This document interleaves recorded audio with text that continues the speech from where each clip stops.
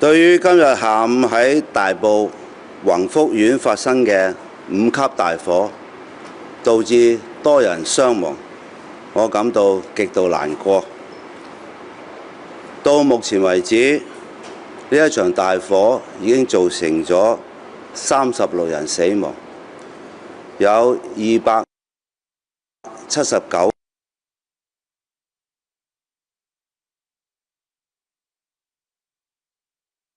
個人士係失聯，仍然喺醫院，其中7人係危殆。我對死者致以深切哀悼，對死者家屬同埋傷者致以深切慰問。我哋會提供一切可行嘅支援。習近平主席對於今次嘅大火高度重視，第一時間了解火災救援同埋人員傷亡嘅情況，向我轉達佢對遇難人員、殉職消防員嘅哀悼，對遇難家屬同埋受災人員嘅慰問，並且要求中央港澳辦同埋香港中聯辦支持特區政府全力以赴撲滅火災。我衷心感謝習近平主席嘅關心，我亦都感謝港澳辦同埋中聯辦向我提出會全力支持。到目前喺消防人員嘅不斷努力之下，現場嘅情況係逐漸受控。目前為止，消防處處長評估佢哋係有足夠人手同埋能力係控制同埋撲滅到火場嘅火災嘅。一陣間呢，我會請消防處處長同大家喺呢方面去講解。我今日呢係到訪咗大埔社區中心嘅臨時庇護中心，探望咗疏散之後去呢一個庇護中心嘅居民。喺庇護中心裏邊有86個家庭，有169人。喺庇護中心為佢哋服務嘅，包括係有醫生、護理人員，有民政事務處嘅同事，有社會福利處嘅人員，有警務處嘅人員，有紅十字會嘅一啲緊急救護嘅人士，亦都有關愛隊。喺我探望佢哋嘅時候呢，其中有一個夫婦，丈夫係70幾歲，佢同我講述當時佢嘅情況。佢當時呢就係啱啱係出咗街買嘢，但係買嘢返嚟呢就睇到個火災啦。另外嘅大約係10多位入咗庇護中心嘅人士呢，我亦都係安慰佢哋，表示呢我哋會係提供所有佢哋希望嘅任何服務。一陣間呢，我會要求萬庇捐局去同大家講解下喺呢方面我哋點樣去支援有需要幫助人士嘅各種工作。我係極度重視今次嘅事件，我已經指示政府各個部門同埋單位全力進行多方面嘅工作。首先嘅工作，最首要嘅工作就係撲滅咗今次嘅火災，同埋救援被困嘅居民。第二係救治傷者，第三係支援善後。跟住我哋會作全面嘅調查。喺滅火同埋救援被困居民方面呢，消防處係調動咗共140多輛消防車同埋60多輛救護車，而被動員嘅消防員同埋救護員呢係800多人，亦都使用咗無人機去了解災場嘅情況。我指示咗消防處係動用晒所有佢需要嘅資源同埋人力去全速去撲救今次嘅大火。我亦都話咗俾消防處聽，政府所有嘅資源都會全力去支持佢今次撲滅火災嘅工作。現場嘅火係逐步受控，而家睇到呢係有3棟呢喺出邊睇係已經冇火光㗎啦。另外呢係有4棟呢，我哋係睇到有零星嘅火光。一陣間消防處處長呢係會同大家講解而家撲滅今場火災佢哋所做嘅工作。第二方面呢係救治傷者。醫管局呢已經係啟動咗重大事故控制中心，統籌同埋協調安排咗9間公立醫院嘅急症室作出戒備，其中呢，新界東醫院聯網3間急症醫院，包括那打素醫院啦、威爾斯親王醫院啦、北區醫院，包括急症室同埋其他部門，例如深切治療、燒傷科等不同部門嘅同事呢，都全力以赴呢係進行救援。北區醫院呢亦都派出咗一隊醫療隊，同埋威爾斯親王醫院亦都派出咗1名醫療控制主任前往現場去作分流同埋提供緊急嘅治理。由於涉及多名燒傷咗嘅傷者，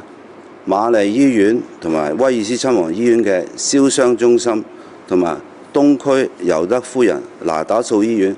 高壓氣治療中心都已經係準備就緒，隨時係接收受傷需要診治嘅人員。我已經要求醫管局統籌全力救治傷者。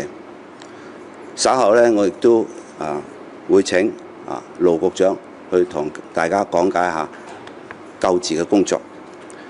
第3方面就係支援善後，向死者家屬、傷者以及受影響嘅居民提供援助。大埔民政事務處已經開放咗8個庇護中心，民政處亦都已經安排穿梭巴士接載居民。直至9點半，庇護中心使用嘅人數大約係900人。民政處會密切監察情況，按需要呢係繼續係開放更多嘅庇護中心。大埔區已經派出全區嘅關愛隊支援，亦都動員咗沙田區嘅關愛隊、民安隊，亦都動員咗人手配合庇護中心嘅工作。大埔民政處同埋沙田民政處已經喺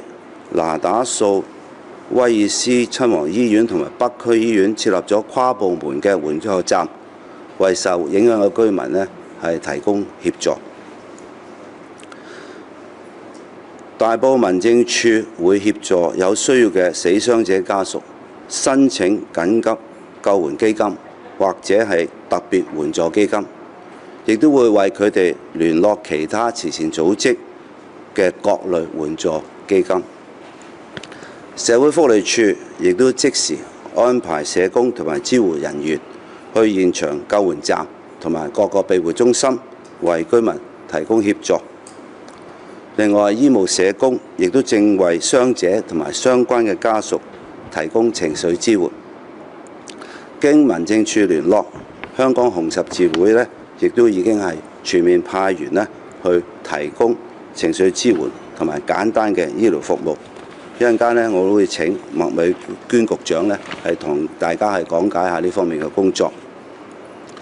第4方面就係全面調查事件，查出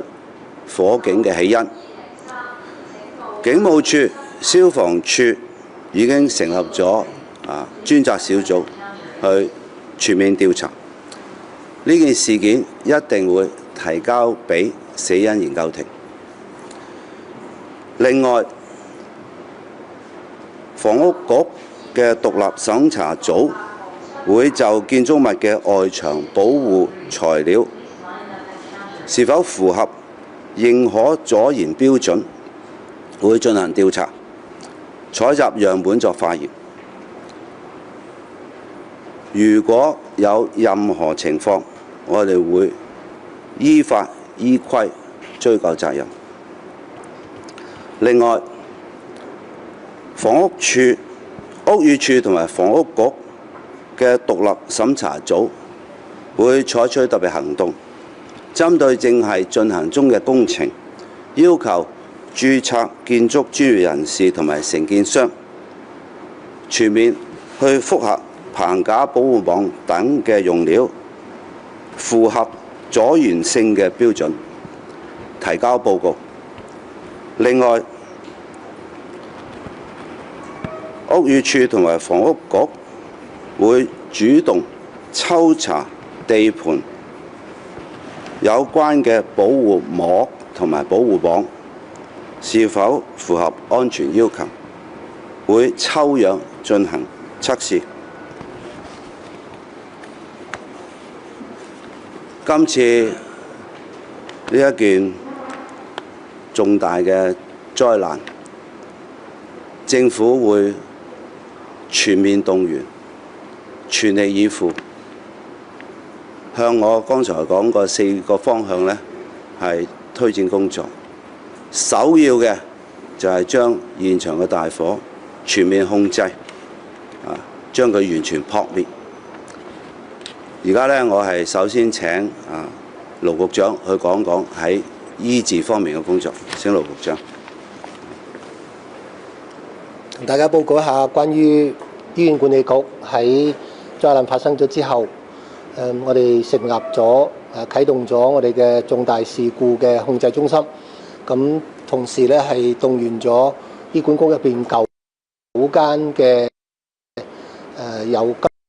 症室嘅醫院去作戒備。咁而特別係我哋喺新界東嘅3間醫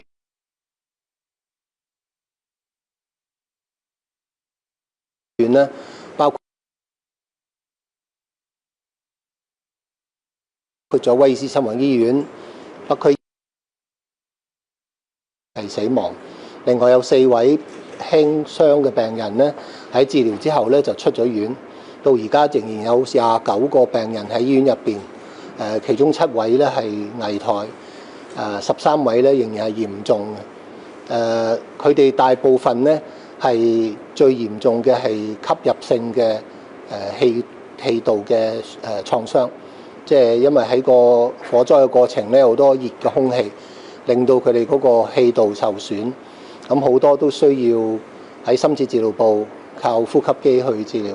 另一啲咧就係燒傷啦，亦都個別有啲病人咧係一氧化碳中毒嘅，因為喺個密閉空間入邊產生嘅一氧化碳。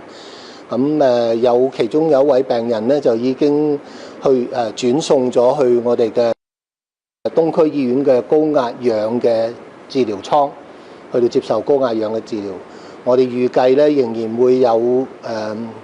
可能有2個病人咧都需要同樣嘅治療，會需要轉過去嘅。另一方面，我哋都啟動咗有燒傷組、特別燒傷中心嘅醫院，包括瑪麗醫院、廣華醫院，佢哋都會喺適當嘅時候咧接收一啲燒傷咗嘅病人咧去做一個跟進嘅治療嘅。另一方面咧，我哋都要除咗照顧呢啲入咗院嘅病人之外咧，我哋亦都要照顧一啲其他嘅災民。咁好多呢啲災民咧，佢哋都有一啲醫療上嘅需要，有一啲特別係啲長者咧，佢哋係未有帶佢哋嘅隨身嘅藥物咁樣嘅。咁我哋喺第一個災民嘅臨時庇護中心咧，就已經由大埔拿督素醫院咧係派咗啲醫護人員去為佢哋提供嗰個處理，就如果佢哋有啲藥物佢哋需要嘅話咧，我哋會適當嘅俾佢哋嘅。另一方面，我哋睇到係個庇護中心亦都唔止係一個嘅，開咗越嚟越多嘅。我哋而家交咗俾我哋嘅基層醫療處去到統籌無論公營同埋私營嘅一啲醫護嘅人員。我哋亦都收到好多私營醫療機構佢哋提出自願想加入去到支援，提供個支援。我哋會由我哋嘅基層醫療處咧去做一個協調統籌嘅工作，務求令到咧每一個呢啲庇護中心咧都會有醫療嘅團隊去到做支援，為中心入邊嗰啲災民咧係提供一個適當嘅一個醫療嘅服務嘅。另一方面，考慮到個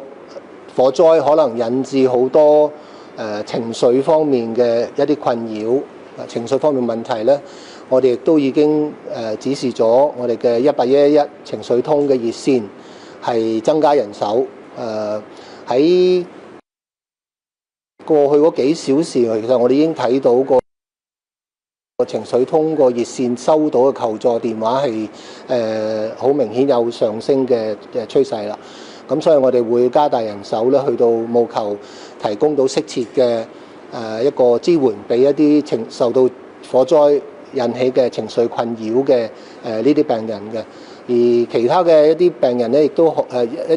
其他呢一啲市民，如果受到個災情影響嘅，有情緒嘅困擾嘅，或者有壓力嘅咧，亦都可以喺我哋個 Shall We Talk 呢個社交網站嗰度咧，係可以揾到一啲關於情緒壓力啊嘅支援嘅呢咁嘅資料嘅。我喺呢度同大家報道嘅係咁多，多謝。剛才咧，我亦都係探望咗喺呢個醫院嘅病人，有5位，有3位咧都係燒傷嘅，有一位係較為嚴重啦，係有燒傷咗係有30%。我好多謝醫院醫生同埋護理人員咧，係好悉心咁照顧佢哋。佢哋係做咗手術，休息緊。所以我同醫生了解咗佢哋嘅情況之後咧，我就唔騷擾佢哋啦。另外有2位咧，就係吸入咗應該係一啲濃煙啦，好熱嘅空氣啦，就導致喺呢方面咧係需要療養嘅。我亦都聽咗醫院總監向我匯報整體佢哋喺今次應急同埋醫治方面整個系統嘅運作同埋佢哋配置嘅人手，佢哋好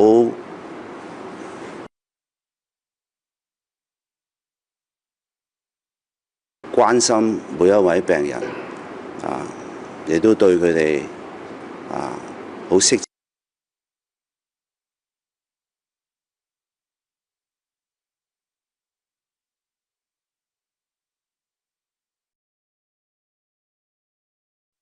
去度過呢個艱難時期嘅所有支援。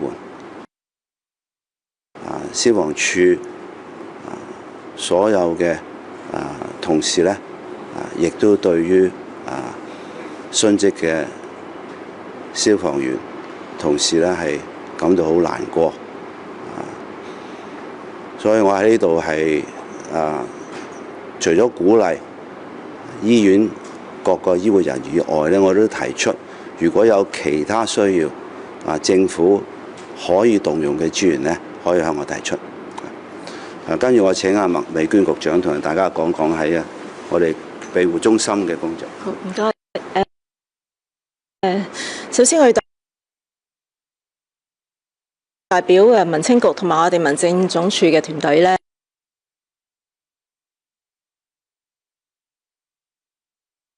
家屬同埋傷者致以最深切嘅慰問。我哋知道大家而家喺呢段時間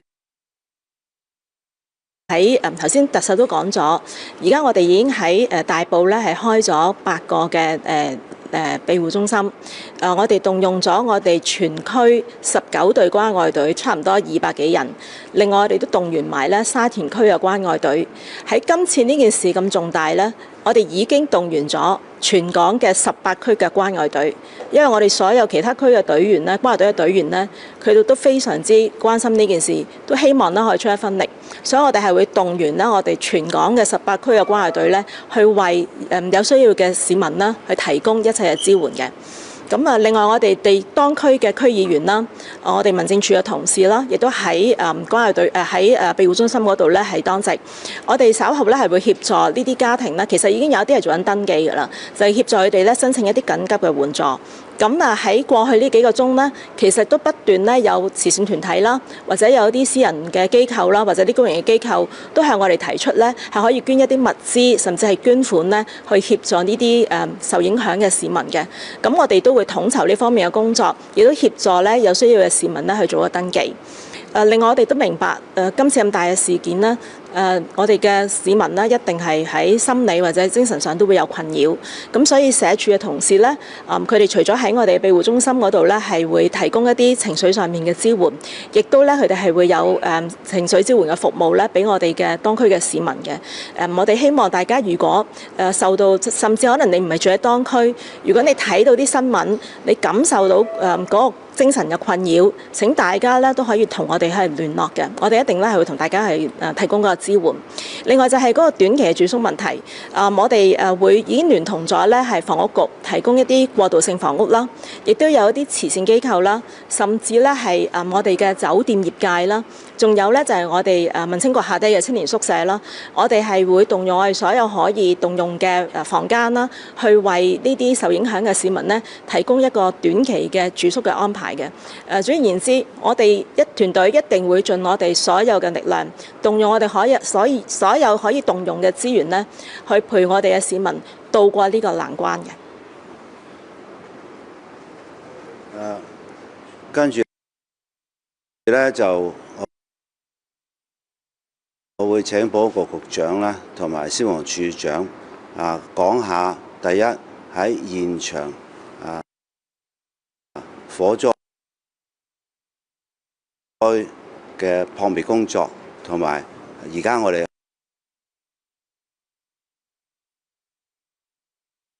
同埋慰問嘅。咁喺今次行動入邊咧，除咗我哋消防同事之外咧，我哋係出動咗大約100名嘅係民安隊嘅隊員，同埋大約1000名嘅警務人員嘅。咁我哋警務人員嘅工作，除咗咧係維持秩序之外咧，亦都係協助疏散啦，同埋咧係去打呢個交通啦，同埋咧就係就住一啲嘅係失聯嘅人士同埋一啲受傷人士咧，有一個嘅調查小組嘅。咁喺我哋消防嘅同事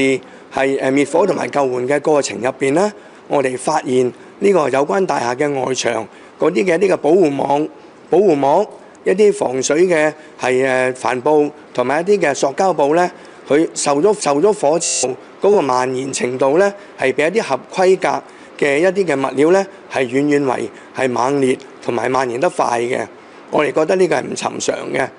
另外，我哋亦都喺冇波及嘅嗰個屋苑入邊嘅一個大廈入邊咧，發現嗰啲嘅玻璃窗咧係貼上咗一啲嘅係發泡膠板。呢啲發泡膠板咧，當預熱嘅時間咧係好容易係蔓延嘅。咁我哋亦都覺得呢個係唔尋常嘅。就住呢兩個唔尋常嘅情況咧，我哋係會作出深入嘅調查。我哋警方同埋消防咧已經組成一個嘅聯合隊伍，除咗就住係火警方面係作出調查之外咧，亦都會循刑事呢個方向咧係作出調查嘅。咁或者詳情救援詳情，我交俾消防處處長去補充。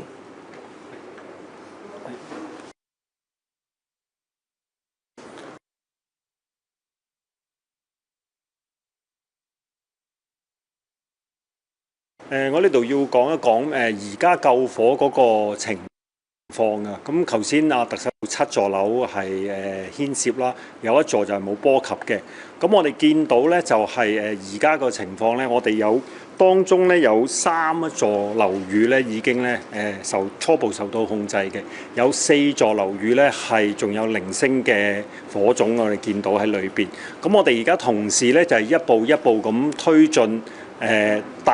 大部分樓宇咧，我哋啲同事咧已經去到17、8樓嗰啲情況㗎。咁我哋而家係現場係有800多名、888名消防人員咧喺度咧進行灌救。我哋相信而家嘅消防力量咧係足以應付。不過而家我哋面對嘅困難咧，因為本身大廈樓宇面積咧都係有限，我哋有一啲樓宇咧已經係派駐咗20多輛車輛嘅消防人員喺邊做灌救嘅。你哋可以想像到個樓宇面積唔係咁大，我哋每層其實都有好多消防員喺度，我哋已經係將佢面積能夠容納到嘅消防員咧已經係投放咗落去嘅。咁仲有就係我哋需要咧，而家係一層一層咧咁去進行嗰個滅火。我哋完成咗一層咧，就會向上推進咧去做滅火救援工作嘅。至於頭先局長有講到，我哋喺救火嘅期間，甚至係有一座未燒嘅樓宇裏邊咧，發現呢一啲窗嘅通風位置，一啲通風嘅窗裏邊咧係用一啲發泡膠嘅板咧去封住嘅。我哋見到呢啲發泡膠板咧係個易燃性係好高，同埋個火警蔓延係好快㗎。我哋所以覺得呢一啲發泡膠板咧係喺嗰度出現係唔尋常嘅。咁所以我哋咧將個事件咧就交由咧警方咧去進一步調查，睇下有冇刑事成分嘅。咁暫時我哋而家咧嗰個救火嘅過程咧係一步一步咧有進展嘅。我哋希望咧盡快咧係可以咧達至咧就係所有嘅樓層咧都可以咧進行到呢個滅火同埋救援工作。我簡報喺呢度。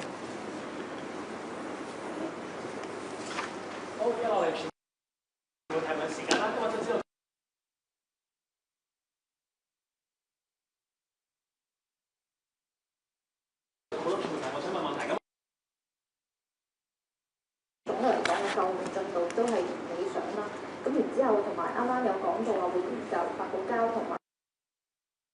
就係嗰個棚架方面。咁其實但係咪都未有辦法可以確定到個成因，起火嘅成因係咩咧？喺我交俾消防處處長之前咧，喺呢啲調查工作咧，第一咧，我哋一定有全面嘅，我亦都係要基於科學證據嘅。但係剛才保安局局長提出一啲疑點咧，呢啲咧警方已經決定咧展開刑事嘅調查。我會相信喺呢啲火警裏邊咧，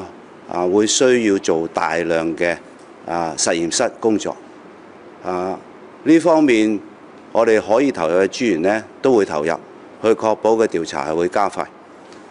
我亦都好有信心喺消防處同埋警務處大家喺全程投入之下咧，會盡快係將每一個可能調查嘅線索咧，都完全跟進起嚟嘅。跟住我請消防處長去講下救火工作。唔該，特首。講翻我哋嘅進度，我哋面對嘅困難係我哋到達現場嗰時，我哋發現咧有好多嘅樓層着火。正如頭先我哋所講，我哋見到咧就係裏邊有一啲發泡膠嘅情況咧，因為令到個火警嘅蔓延速度加快，而引致咧將個火警咧就會引咗經過個走廊咧引咗去燒着咗一啲單位。咁裏邊點會產生一啲濃煙啊同埋熱咧？咁所以我哋同時咧係要喺地下咧一層一層咁去推進。進行呢個滅火救援行動。咁咧，我哋咧而家咧已經頭先我都講過，我哋而家大部分嘅樓層咧已經去到17、8樓，我哋係要慢慢咁替換人手咧，一層一層咧咁去推進咧去進行嗰個滅火工作嘅。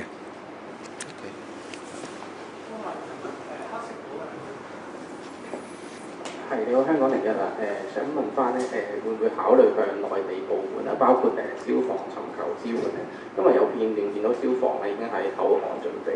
政府又會有啲咩顧慮咁？首先我好多謝習近平主席對呢件事件高度重視，亦都係要求咗中央港澳辦同埋香港聯絡辦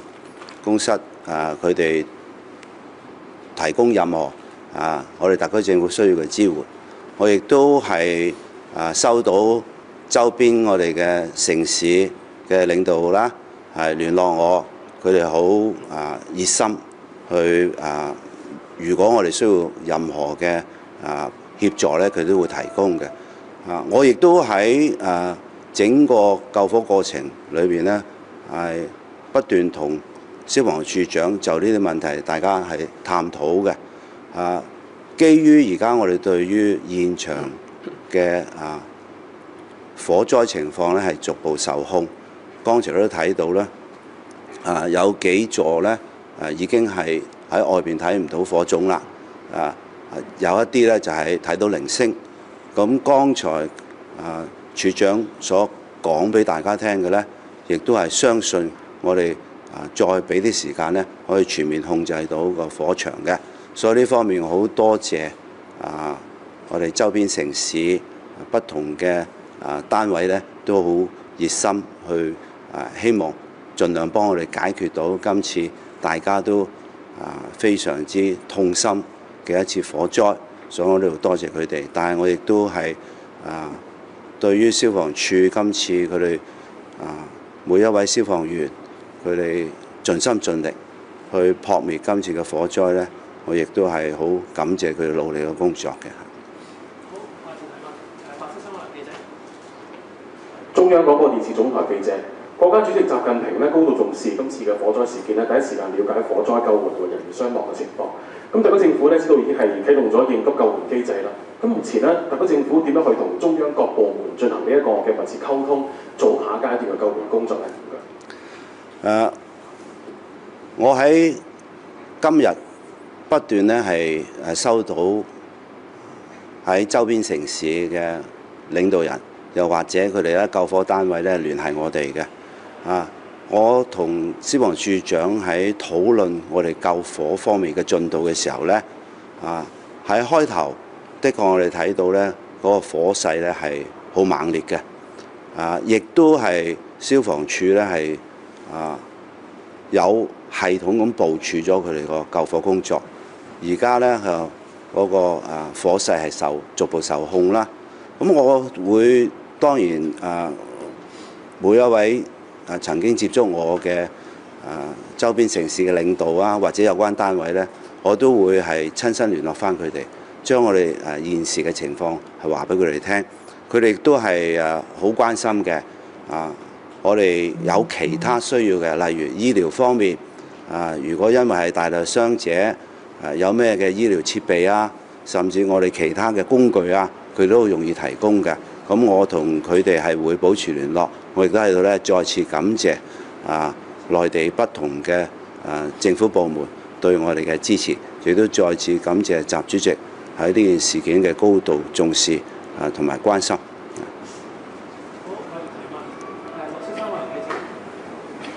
你好，大公報，想問下，因為今次受災嗰啲住戶相信都已經損失慘重啦，同埋重新安置都可能都需要一啲時間。想問下，會預計會用幾多時間嚟去對佢哋進行支援，同埋咧，例如話喺俾相關嘅撫恤金咁方面咧，會預計會用到幾多錢咧，同埋重新安置嗰方面會需要幾耐嘅時間咧？唔該。我諗最緊要嘅而家咧就係醫治，同埋咧佢哋嘅住宿。咁呢方面咧麥局長咧剛才咧已經交代咗我哋整體喺現有嘅政府資源裏邊咧，我哋提供乜嘢嘅安排俾佢哋㗎。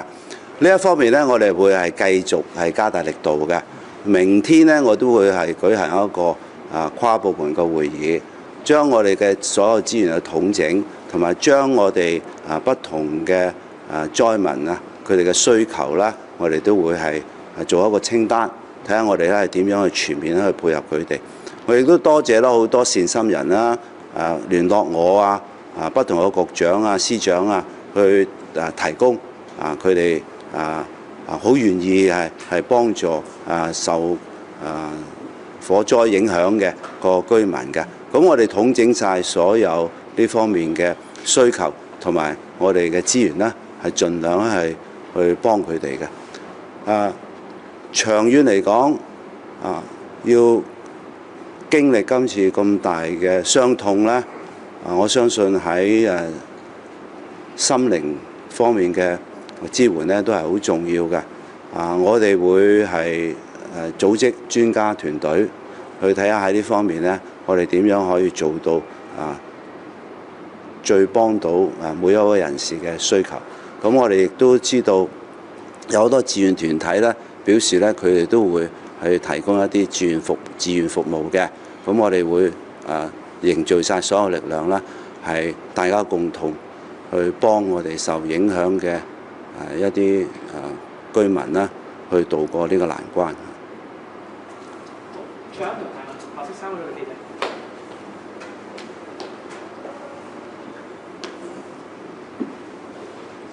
你好，商台嘅都想問下啦，即係究竟今日就係大概晏晝3點嘅時候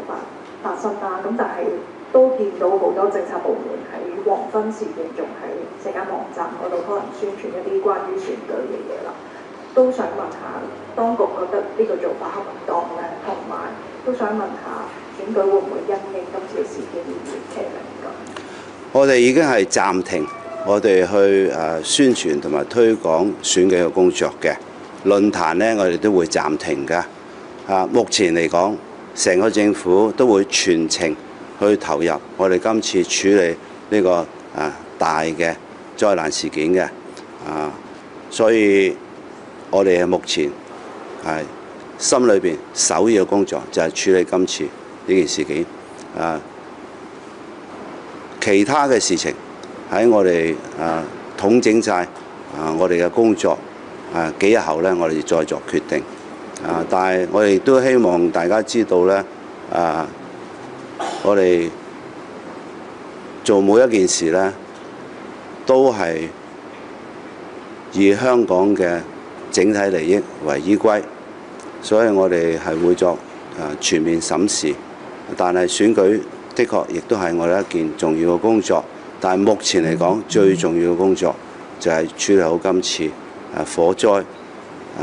撲滅嘅事件，同埋我哋之後對於需要援助嘅災民啦，係提供最適切同埋最全面嘅幫助嘅，好嘛？多謝大家。好。